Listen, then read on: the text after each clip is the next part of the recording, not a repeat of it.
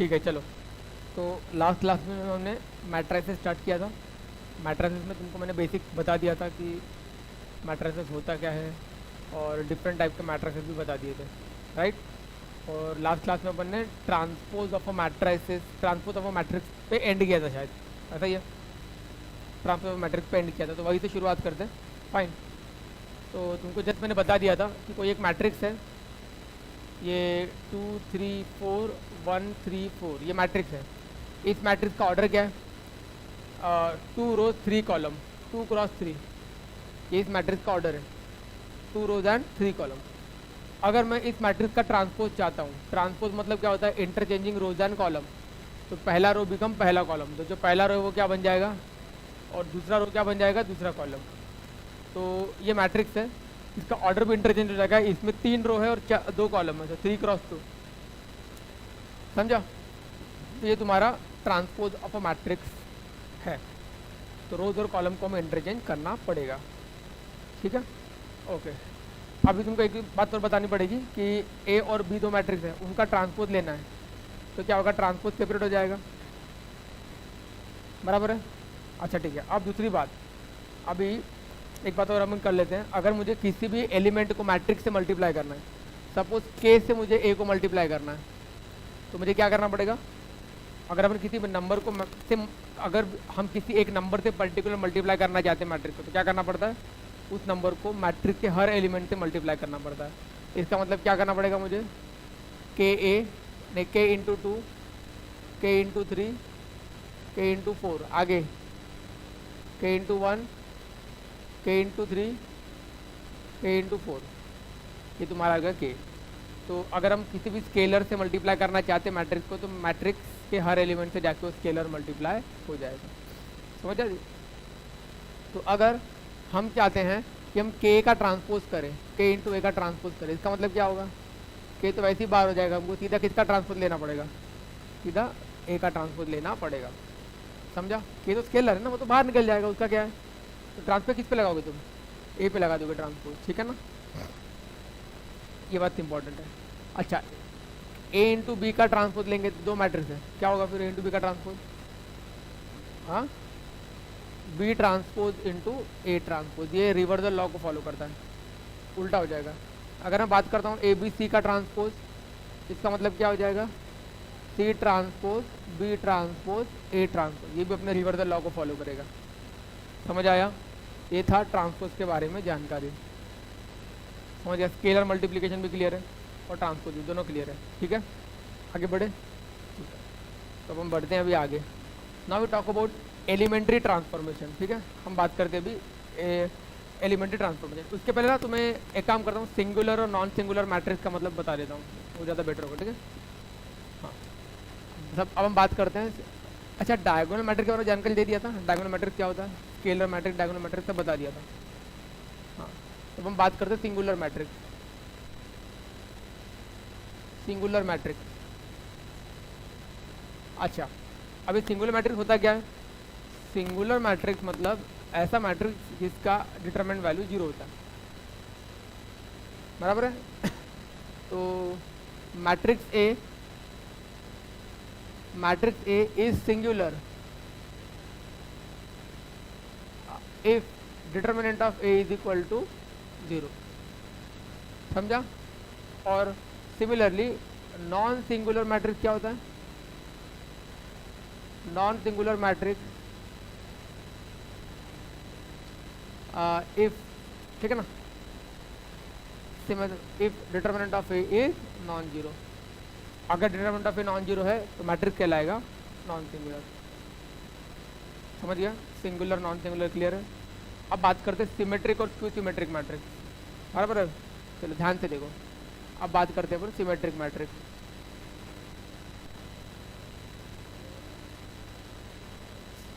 ठीक है, अब सिमेट्रिक मैट्रिक्स क्या होता है? सिमेट्रिक मैट्रिक्स मतलब ऐसा matrix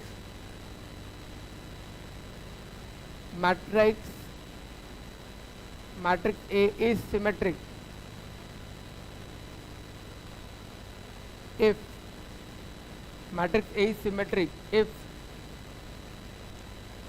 A transpose is equal to A, अगर उस मैट्रिक्स का ट्रांसपोज उस मैट्रिक्स के बराबर ही हो जाता है तो उस मैट्रिक्स को बोलेंगे सिंगुलर, अब क्या कहते हैं, सिमेट्रिक मैट्रिक्स। दैट इज मैं बोल सकता हूँ ए I J is equal to A J आई, ऐसा बोला, ए I J is equal to A J I. A I जे मतलब एलिमेंट होता है, ए I J element A J आई के बराबर होगा, मतलब A12 हमेशा A21 के बराबर होगा, A31 हमेशा A13 के बराबर होगा ना, ये 21 13 उल्टा हो गया ना। अगर मैं इसका एग्जांपल चाहता हूँ तो एग्जांपल तुम्हें आराम से मिल जाएगा। मैट्रिक्स ए, पहले मैं डायगोनल सेट कर लेता हूँ। ये मेरे देखो मैट्रिक्स को कभी कभार ऐसा भी डिनोट करता, मैंने बताया था, डायगोनल सेट किया। अब मैं क्या कर रहा हूँ, यहाँ पर मैं 4 लिख रहा हूँ। ये कौन सा पोजीशन है,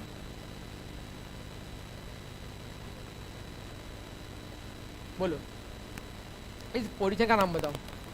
फर्स्ट रो सेकंड कॉलम 1 2, ये 1 2 है, 1 2 किसके बराबर होगा, 2 1, किसका 2 1, 2 1 कौन है, ये सेकंड रो फर्स्ट कॉलम, ये भी 4 हो जाएगा, ठीक है। ये कौन सा पोजीशन है, फर्स्ट रो थर्ड कॉलम 1 3। अगर 1 3 0 है तो 3 1 भी क्या हो जाएगा, 0 हो जाएगा, इसको 3 1 बोलते हैं। अगर ये -2 है तो ये भी क्या हो जाएगा, -2। ये कौन सा पोजीशन है, 3 2 थर्ड रो सेकंड कॉलम, ये कौन सा पोजीशन है, सेकंड रो थर्ड कॉलम। तो ठीक है, 2 3 3 2 के बराबर हो जाएगा। विदाउट समझने में क्लियर है। तो इस मैट्रिक्स को कहा जाता है सिमेट्रिक मैट्रिक्स। क्लियर है, विदाउट। अब हम बात करते हैं स्क्यू सिमेट्रिक मैट्रिक्स।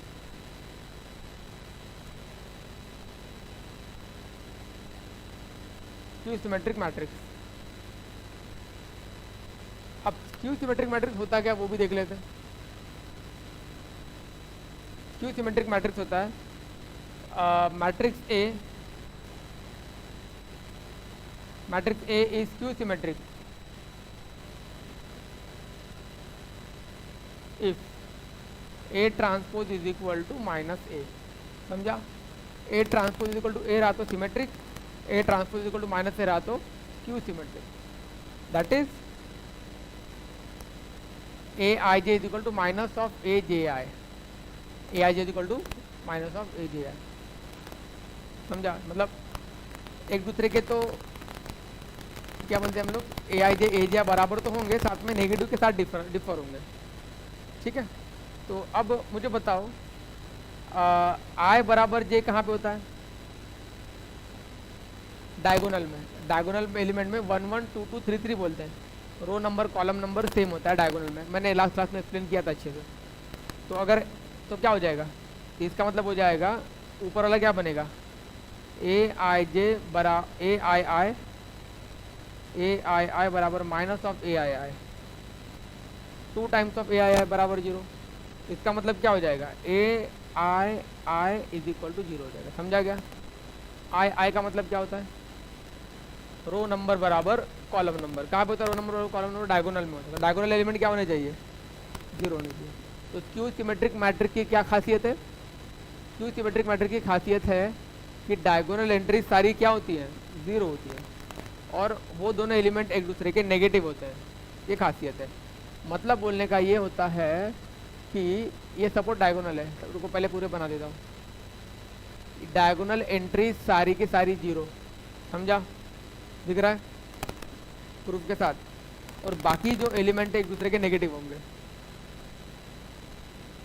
कहने का मतलब क्या है, अगर यहाँ 4 है तो यहाँ पे क्या होगा, अगर यहाँ 3 है तो यहाँ पे क्या होगा, -3। अगर यहाँ 2 है तो यहाँ पे क्या होगा, -2।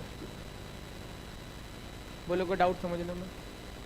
मतलब 1 2 2 1 एक दूसरे के नेगेटिव है ना, 1 3 3 1 एक दूसरे के नेगेटिव, 1 2 2 1 एक दूसरे के नेगेटिव। समझ गया, क्लियर है क्या। अब तुम्हें एक और चीज़ बढ़िया तरीके से बता रहा हूँ, तुम इसका डिटरमिनेंट निकाल के देखो। निकालो डिटरमिनेंट इसमें। 0 को रखा, एनी किंतु 0 0 हो जाएगा। -4 को रखा, बोलो 4 को रखा, दिस इंटू 0 0 माइनस +6 हो जाएगा। सही है कह रहे। फिर -3 अंदर क्या बचेगा बताओ, -8 0 सही है ना? कितना आएगा?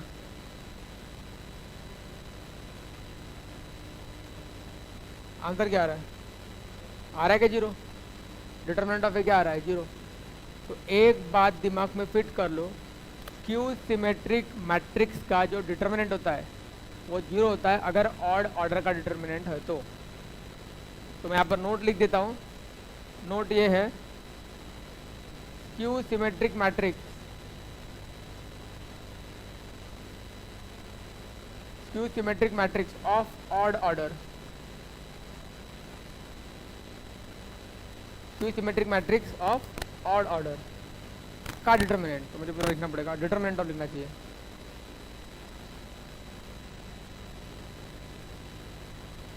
Determinant of skew symmetric matrix of odd order is equal to 0। समझा? पूरा क्लियर है? जितने भी ऑड ऑर्डर के डिटरमिनेंट होंगे क्यू सिमेट्रिक वाले, उनका डिटरमिनेंट वैल्यू क्या होगा? हमेशा 0 होगा। समझ आया कि नहीं समझ आया? विदाउट समझने में एवरीथिंग क्लियर? तो आई होप आपको ये दोनों चीज़ें समझ में आ गई है। अब उसमें ना एक और चीज़ बढ़िया तरीके से ऐड ऑन करनी है मुझे, और वो ये है कि हम किसी भी मैट्रिक्स को सिमेट्रिक और क्यू सिमेट्रिक के फॉर्मेट में लिख सकते हैं। कैसे, वो भी देख लो। तो मैंने बोला, मैंने एक मैट्रिक्स डिफाइन किया, let B matrix is A plus A transpose. मैंने खुद से क्या लिखा? A plus A transpose. चलेगा? अब मैं चाहता हूँ इसका ट्रांसपोज लेना, मैं चाहता हूँ इसका ट्रांसपोज लेना, तो बी ट्रांसपोज तो क्या हो जाएगा? ए प्लस ए ट्रांसपोज का ट्रांसपोज। लिया मैंने ट्रांसपोज दोनों साइड, उनको अभी दिखाया मैंने। ट्रांसपोज सेपरेट होता है, तो ट्रांसपोज को मैंने सेपरेट किया, ए ट्रांसपोज, फिर वापस ए ट्रांसपोज का ट्रांसपोज। बताओ ए ट्रांसपोज का ट्रांसपोज क्या होगा? ए ही होगा। अगर ए का ऑर्डर 3x2 है, अगर तुम इसका ट्रांसपोज करोगे तो कितना हो जाएगा? 2x3, और फिर का और ट्रांसपोज लेगे तो फिर से 3x2, मतलब वापस उसी जगह पहुंच जाएंगे जहाँ से पहले। मतलब इस पेन को पहले उल्टा करो, यहाँ पहुँचोगे, फिर उल्टा करो तो ओरिजिनल पोजीशन पे ही पहुँच जाएंगे। तो ए ही हो जाएगा। तो बी क्या हो गया? बी ट्रांसपोज क्या हो गया? बी ट्रांसपोज हो गया ए ट्रांसपोज प्लस ए हो जाएगा, है ना? बट ये तो खुद क्या है? ये तो खुद बी है, तो बी हो जाएगा। तो बी ट्रांसपोज बराबर बी। बी ट्रांसपोज बराबर बी का क्या मतलब होता है? अरे दिखा है ना, कोई मैट्रिक्स उसके ट्रांसपोज के बराबर होता है, इसका मतलब दोनों मैट्रिक्स, वो मैट्रिक्स क्या हो जाएगा? सिमेट्रिक कहलाता है। It will implies that B is symmetric matrix. समझ आ रहा है क्या? बी का मतलब कौन है? बी का मतलब कौन है? A plus A transpose. समझा? A plus A transpose is symmetric. समझा नहीं समझा? Similarly A minus A transpose क्या होगा? Skew symmetric. कैसे, वो भी देख लेते। मैंने सी मैट्रिक्स माना ए माइनस ए ट्रांसपोज को, ठीक है? अब दोनों से डाल दे रहा हूँ ट्रांसपोज, ट्रांसपोज डाल देते तो क्या हो जाएगा? ए माइनस ए ट्रांसपोज का ट्रांसपोज। ट्रांसपोज सेपरेट हो जाएगा, ए ट्रांसपोज, ए ट्रांसपोज का ट्रांसपोज मतलब ए हो जाएगा। फिर यहाँ से माइनस एन कॉमन निकालेंगे तो ए माइनस ए ट्रांसपोज। तो what is A minus A transpose? C, तो माइनस सी हो जाएगा। सी ट्रांसपोज किसके बराबर? माइनस सी के बराबर। सी ट्रांसपोज माइनस सी के बराबर। समझा नहीं समझा? सी ट्रांसपोज माइनस सी के बराबर। तो ये सी मैट्रिक्स क्या है? C is skew symmetric. समझा नहीं समझा? दिख रहा है क्या तुमको? देखो, that matrix equal to minus of that matrix, है ना? तो क्या होगा? सी कौन सा मैट्रिक्स हो गया? Q symmetric. मिला कि नहीं मिला? तो ये मैट्रिक्स कहलाएगा क्यू सिमेट्रिक मैट्रिक्स। कौन सा मैट्रिक्स क्यू सिमेट्रिक कहला रहा है, ये बता दो। हाँ, therefore A minus A transpose, A minus A transpose is skew symmetric.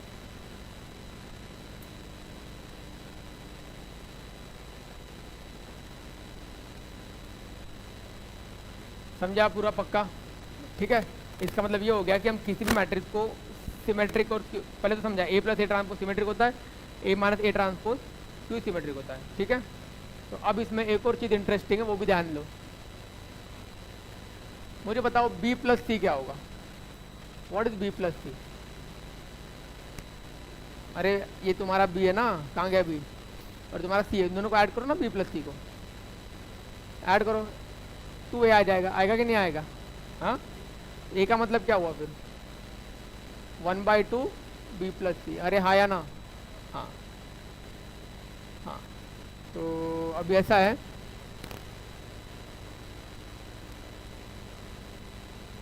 कि ए की वैल्यू किसके बराबर है, half of A plus A transpose plus A minus A transpose.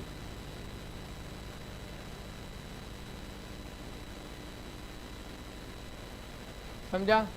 Any matrix can be express as sum of symmetric and skew symmetric matrix. अभी तो पढ़ाया, इसे कहते हैं सिमेट्रिक और इसे कहते हैं A plus A transpose symmetric, A minus A transpose skew symmetric. तो एनी मैट्रिक, कोई भी मैट्रिक को अपन सिमेट्रिक और स्क्यू सिमेट्रिक के एडिशन में लिख सकते हैं। लिखा सबको कैसे लिखा मैंने, A plus A transpose symmetric, A minus A transpose skew symmetric by 2 कर दिया, वही तुम्हारा ओरिजिनल मैट्रिक्स ए होगा। बोलो किसी को थोड़ा भी डाउट है समझने में सिमेट्रिक और स्क्यू सिमेट्रिक? बेटा तुम पढ़ने नहीं आते हो, मत आओ ना, सीधा सीधा पढ़ने मत आओ।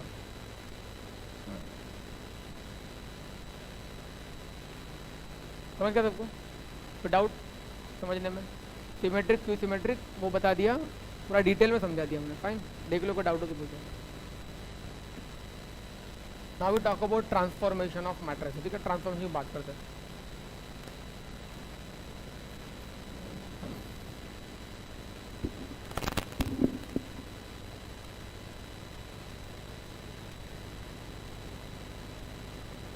Elementary transformation,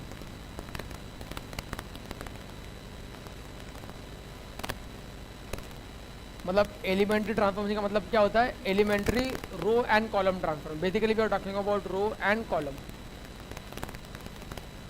row and column transformation.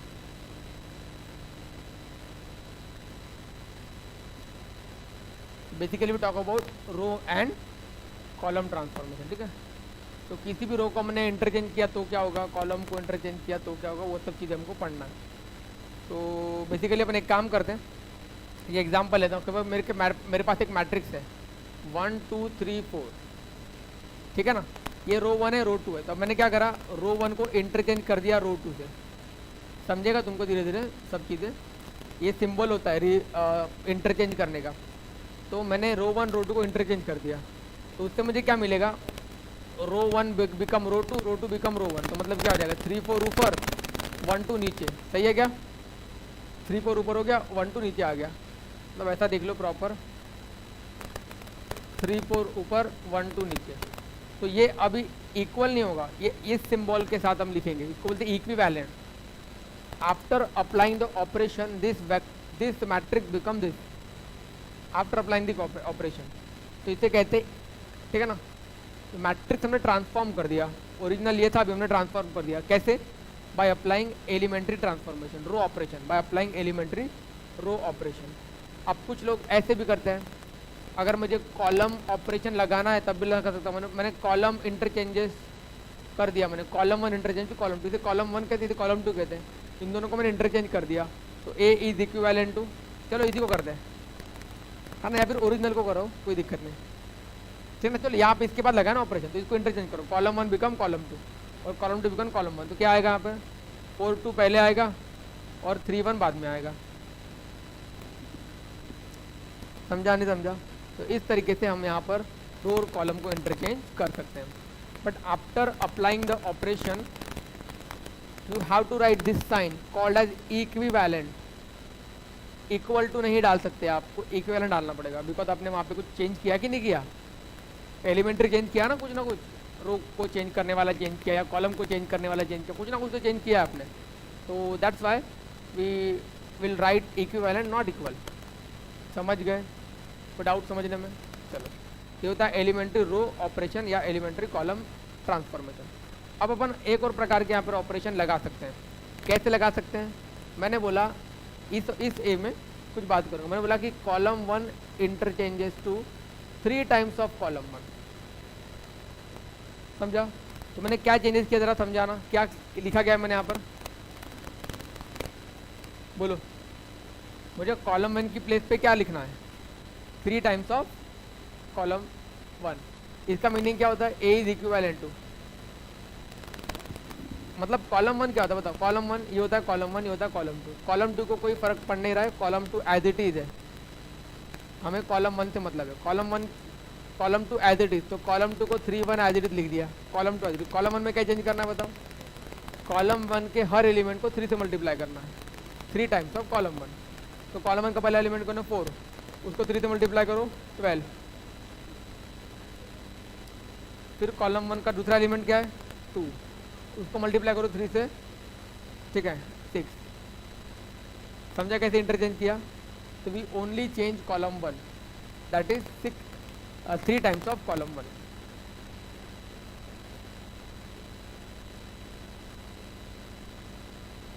ठीक है। अब एक और प्रकार का ऑपरेशन पॉसिबल है। मैंने बोला row one changes to, row one plus 2 times of row 2। अब क्या होगा, तुम्हें चेंज किसको करना है जल्दी बताओ, चेंज तुम्हें किसको करना है, लिखा है यहाँ पे रो वन चेंजेस टू, किसको चेंज करना है रो वन। क्या लिखोगे रो वन को, row one plus 2 times of row 2। Row one को ही चेंज करना, रो 2 से कोई मतलब नहीं है। तो रो 2 को मैं एज इट इज लिख देता हूँ, 6 यहाँ लिखा 1 यहाँ लिखा, तो row 2 as it is. Row one में क्या चेंज करना पड़ेगा बताओ, रो वन में क्या चेंज करना पड़ेगा, रो वन बोलो क्या चेंज करना पड़ेगा रो वन में, रो वन ये होता है row one plus 2 times of row 2 मतलब 6। फिर से रो वन का दूसरा ये वाला एलिमेंट क्या है 3, फिर से वापस क्या लिखना पड़ेगा, रो वन मतलब 3 प्लस 2 टाइम्स ऑफ रो 2 मतलब 1। बोलो समझा नहीं समझा मैंने क्या किया, बोलो। ये रो वन को चेंज करना 12 plus 2 times of 6, 3 plus 2 times of 1 रो 2 की मदद से, ठीक है ओके फाइन। तो अब तुम्हारा मैट्रिक्स ए क्या बन गया, मैट्रिक्स ए क्या बन गया जल्दी बताओ, ठीक है ना। कितना 24, पहला आ गया 24, दूसरा आ गया 5, तीसरा आ गया 6 और ये आ गया 1। समझ आएगी नहीं है, तो दिस इज योर मैट्रिक्स ए।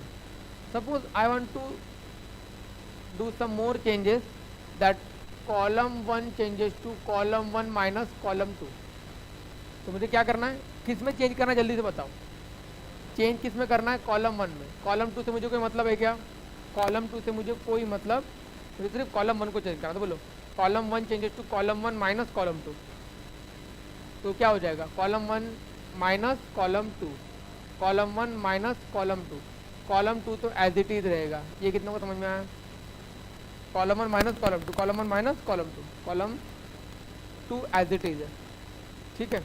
इसका मतलब ये होगा कि आपका जो मैट्रिक्स ए है वो किसके बराबर आएगा 19 5 5 1, ये तुम्हारा मैट्रिक्स ए हो गया।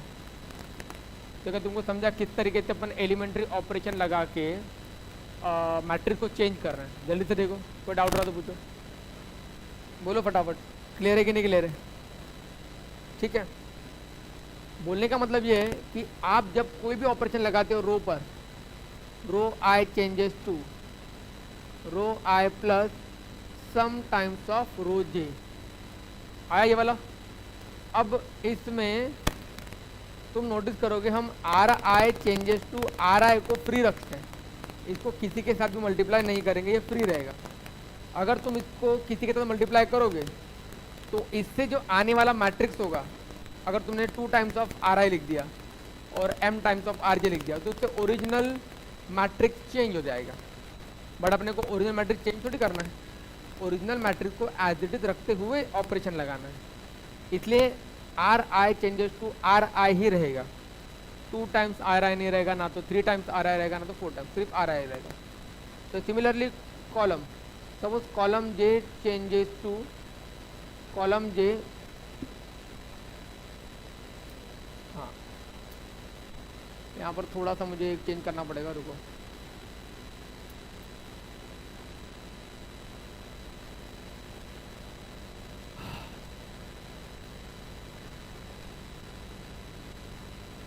Are I changes to R I plus m times of R J, column I changes to column I changes to column I plus n times of column j। समझा? तो क्या मैंने मुझे किस कॉलम को change करना है? आई को। तो क्या मैंने आई को चेंज किया, आई तो पहले फ्री रहेगा, प्लस सम टाइम्स ऑफ दूसरा कॉलम। ऑपरेशन रो रो के बीच में लगेगा या तो कॉलम कॉलम के बीच में लगेगा। ऐसा नहीं कि रो कॉलम के बीच में लगा दिया operation, row 1 changes to row 1 plus 3 times of column 2, नहीं, रो लगेगा या तो कॉलम कॉलम लगेगा, बस, और कोई तीसरा तरीका नहीं है। और ये सिखा दिया कि जिसको तुम चेंज कर रहे हो उसको फ्री रखने का, उसको चेंज नहीं करना। चेंज किया तो ओरिजिनल मैट्रिक्स चेंज हो जाएगा। अगर तुम्हें ऐसा करना है तो उस चीज़ से डिवाइड भी करना पड़ेगा तुमको, तो वो बाद में देखेंगे। पर इतना समझो कि क्यों नहीं करेंगे, क्योंकि यहाँ तुमने कोई एलिमेंट ऐड कर दिया सी आई के पास, तो वो एलिमेंट की वजह से ओरिजिनल मैट्रिक्स ए तुम्हारा नहीं आएगा, बराबर है, गलत हो जाएगा। तो फिर अगर मुझे करना ही है सी आई में कुछ मल्टीप्लाई, तो वो चीज़ को मैनेज करने के लिए उस वाले नंबर से डिवाइड भी करना जरूरी है, तब जाके वो लिख कर सकते हो, वरना उसको फ्री कर दो, उसको फ्री रखो, उसको उसमें कुछ मल्टीप्लाई मत करो। तो फिर बाकी आगे में कुछ मल्टीप्लाई करो तो कोई चेंजेस नहीं आएंगे मैट्रिक्स सॉल्व करने में। समझा? रो को कैसे चेंज करते हैं, कॉलम को कैसे चेंज करते हैं, पूरा क्लियर है कि नहीं क्लियर है? समझा? ये दोनों फंडा क्लियर हो गया? चलो आगे बढ़ जाए, चलेगा?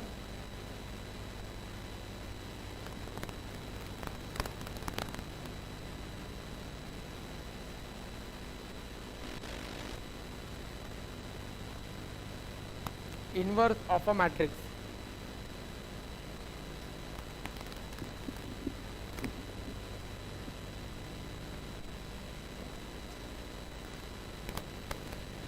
हाँ, तो इनवर्स ऑफ अ मैट्रिक्स क्या होता है वो भी चेक कर लेते हैं। Suppose we have one square matrix, ठीक है, हमें कोई भी स्क्वायर मैट्रिक्स ले लेते हैं। If A is square matrix, A square matrix of order, suppose n ले लो, if A square matrix of order n, then there exists another matrix, then there exists another square matrix, then there is another square matrix B such that A को B से साथ multiply करो या B को A के साथ multiply करो, उसका आंसर तो आइडेंटिटी मैट्रिक्स से आने वाला है। मतलब तुमने क्या किया, तुम्हारे पास एक मैट्रिक्स है A, तुमने एक ऐसा मैट्रिक्स इंट्रोड्यूस कर दिया B जिससे तुमने A इंटू बी करके आ गया। जैसे कि मैंने तुमसे पूछा सिंपल तौर पे कि 2 का इन्वर्स क्या होता है, या फिर मैंने बोला 2 को तुम किससे मल्टीप्लाई करोगे तो आंसर 1 आएगा, तो तुम बोलोगे 1/2 से मल्टीप्लाई करेंगे तो आंसर 1 आएगा। तो 2 and 1/2 are inverse of each other, 2 and 1/2 are inverse of each other. वैसे मैट्रिक्स में हो रहा है, हमने बोला कि suppose we have one matrix A, उसको then there is another matrix B such that AB is equal to I। जैसे नंबर में 1 होता है, मैट्रिक्स में I, हम ऐसा समझ के चलते हैं ना, समझने के लिए। तो फिर हमको यहाँ पर कैसा मैट्रिक्स चाहिए, हमको ऐसा मैट्रिक्स चाहिए जिसको मल्टीप्लाई करके क्या आ जाए, I आ जाए। तो मैंने बोला वो मैट्रिक्स एक्चुअली क्या होगा, मैंने क्या लिया है एक्चुअली, अगर वो मैट्रिक्स मैंने B लिया, अगर वो मैट्रिक्स मैंने B लिया तो क्या होगा, उसका आंसर क्या है, सपोज आया, तो इसका मतलब मैं बोलूँ ना B is inverse of A, बराबर है क्या? चलो A B is equal to क्या आया, आई, या बी इज इक्वल टू क्या आया, आई। इसका मतलब therefore we say that A is called inverse, A is called inverse of B, B is called inverse of A, हाँ या ना? 2 is inverse of 1/2, 1/2 is inverse of 2, 2 into 1/2 1, 1/2 into 2 is equal to 1। समझा नहीं समझा? समझा कि समझा? तो उसको लिखते कैसे अपन, B is inverse of A, तो उसको लिखते कैसे, तो B is equal to inverse, A is equal to inverse of B। ऐसे लिख, इनवर्स A का नोटेशन ये होता है, A, इसको लिखते कैसे बता देता हूँ, A equal to inverse of B, या फिर हम ऐसा भी लिख सकते हैं B is inverse of A। कोई डाउट समझने में? लिखने का तरीका होता है ये, B is inverse of A is inverse of B. समझा? हाँ,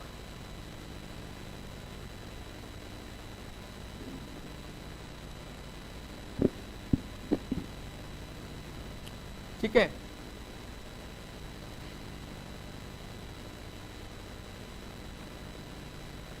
B is called inverse of A is called inverse of B।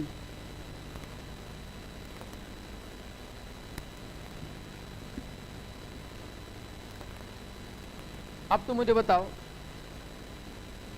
Inverse होने के लिए क्या चीज़ों की आवश्यकता पड़ती है, वो बताता तुम लोग को, ठीक है ना। अभी जस्ट तुमको बताता हूँ क्या होगा, क्या होना चाहिए। इन्वर्स के लिए सबसे पहली बात, जिस मैट्रिक्स का अपन इन्वर्स निकाल रहे हैं वो मैट्रिक्स का डिटर्मिनेंट नॉन जीरो होना चाहिए, ठीक है। तो उससे भी हम बात कर लेते हैं, ठीक है ना, उससे भी हम बात करते हैं, ठीक है ना। पहले तुम ये समझो बी इनवर्स ऑफ बी को क्या लिख सकते हैं, इज इनवर्स ऑफ बी को क्या लिख सकते हैं। तो इसलिए A B into B I की वैल्यू, ए बी इंटू बी की वैल्यू आई के बराबर होती है, ए बी इंटू बी की वैल्यू आई के बराबर होती है। A is equal to B inverse, B is equal to A inverse. B is called inverse of A is called inverse of B. समझ गए क्या यहाँ तक का पार्ट? कोई डाउट है?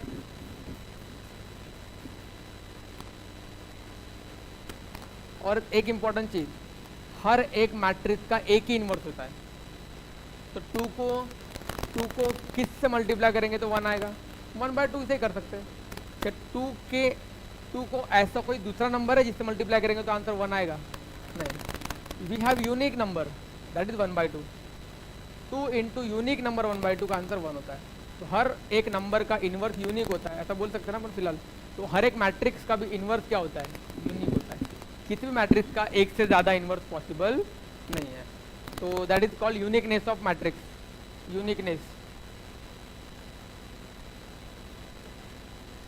Uniqueness of inverse of matrix, inverse of a matrix, uniqueness of inverse of a matrix. तो मैंने क्या बोला, मैट्रिक्स का इन्वर्स क्या होता है? यूनिक होता है। तो मैंने एज्यूम कर लिया, let us assume that matrix A has 2 inverse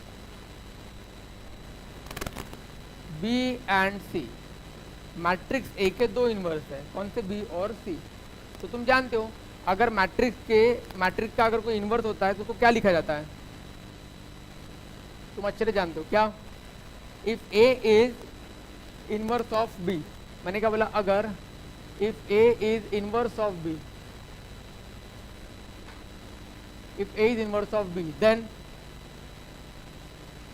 A into B is equal to I. अरे सिंपल सी बात है ना, अभी तो बताया था ए इनवर्स ऑफ बी, तो ए बी क्या होता है? आई। मैंने बोला if A is inverse of C then A C B क्या होता है? आई। मतलब ए बी भी क्या बन गया? आई, और ए सी भी क्या बन गया? आई। समझ आएगा नहीं यार? ठीक है। तो नाउ क्या मैं बी को बी आई लिख सकता हूँ क्या?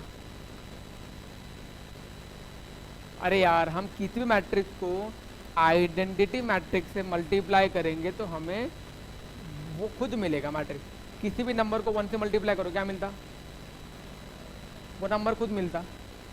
तो किसी भी मैट्रिक्स को अगर अपन अगर किसी भी मैट्रिक्स को अपन आइडेंटिटी मैट्रिक्स से मल्टीप्लाई करें तो आंसर क्या आएगा? वो मैट्रिक्स खुद आएगा। समझ आ रहा है कि नहीं आ रहा? ठीक है। तो इस बात को समझना बड़ा जरूरी है। तो अब मैं क्या करता हूँ, अब ध्यान से देखो, ये बी हो गया। बी, क्या मैं आई को, इसके ऊपर तुमको मालूम है ना, ए सी और सी ए, अगर ए सी आई है तो सी ए बी क्या हो जाएगा? आई तो होता है कि नहीं होता है? अगर ए बी आई है तो बी ए बी क्या होता है? बी ए बी आई हो जाता है। होता है या नहीं होता है? सब परफेक्ट है, ठीक है। चलो, तो अब ध्यान से देखो, अब मैंने क्या किया, b is equal to B I की जगह पर क्या मैं सी ए लिख सकता हूँ?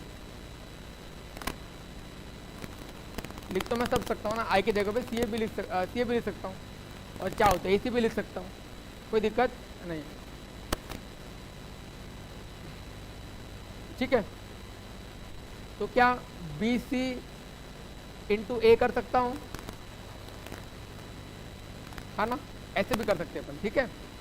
ओके, तो मुझे इससे ज़्यादा फ़ायदा नहीं होगा, मुझे फ़ायदा होगा जहाँ तक मुझे लगता है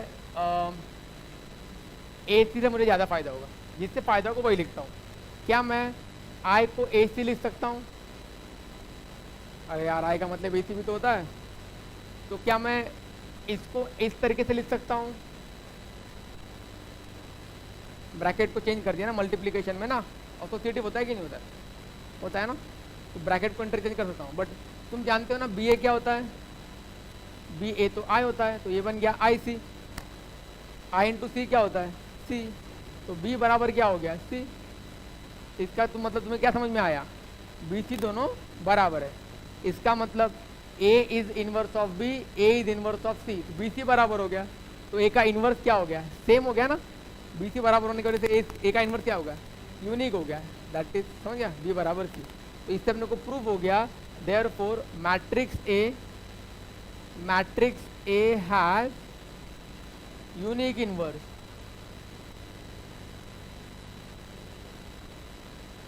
समझ आया, हेंस प्रूफ। तो अब तो कोई दिक्कत होनी नहीं। ये वाला कभी कभार ये प्रूफ आता है एग्जाम में, प्रूफ करने के लिए आता है, बोर्ड के एग्जाम में ये आता है। तो ये बड़ा सिंपल प्रूफ है, इसको छोड़ना नहीं है, अभी याद कर लो। तो we have understood very well कि किसी भी मैट्रिक्स का इन्वर्स एक से ज़्यादा हो ही नहीं सकता, यूनिक होता है, एक ही होता है। Matrix has unique inverse. बात पूरी क्लियर है? किसी को थोड़ा भी डाउट समझने में? Everything clear? तो ये आपका बढ़िया सा प्रूफ हो गया इन्वर्स का। देख लो, कोई डाउट रहा तो पूछो, ठीक है। और इन्वर्स निकालने के लिए सबसे इंपॉर्टेंट बात, अगर आपको किसी भी मैट्रिक्स का इन्वर्स निकालना है तो वो मैट्रिक्स नॉन सिंगुलर होना चाहिए। उस मैट्रिक्स का डिटर्मिनेंट वैल्यू कभी जीरो नहीं होना चाहिए। अगर उस मैट्रिक्स का डिटर्मिनेंट वैल्यू जीरो आ जाएगा तो उससे इन्वर्स नहीं निकलेगा। बात बराबर है? ठीक है, उसको भी डिस्कस करते हैं, उसको देख लो, देख लो, फिर डाउट हो तो पूछो, आगे बढ़ते हैं। ठीक है, समझ गया? क्या करते फिर अभी?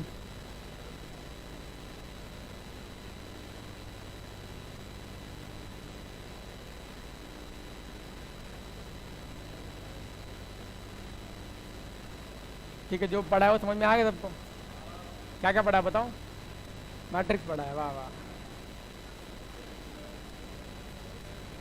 सिंगुलर पढ़ाया, मैट्रिक्स नॉन सिंगुलर पढ़ाया, फिर सिमेट्रिक मैट्रिक्स पढ़ाया, क्यू सिमेट्रिक पढ़ाया, कुछ इंपॉर्टेंट बातें बताई, फिर एलिमेंट्री ट्रांसफॉर्मेशन पढ़ाया जिससे तुम्हारा 2.1 हो जाएगा।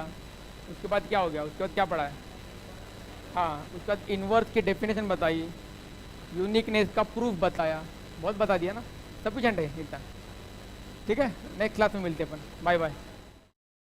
हेलो स्टूडेंट, अगर आप सबको हमारे वीडियोस पसंद आ रहे हैं तो वीडियोस को लाइक कीजिए, चैनल को सब्सक्राइब कीजिए और अपने दोस्तों के साथ इसे शेयर कीजिए। और हाँ, बेल आइकन दबाना मत भूलना ताकि हमारे आने वाले वीडियोस आप तक ज़रूर पहुँचें। तो चलो मिलते हैं हमारे नेक्स्ट क्लास में, तब तक के लिए बाय बाय।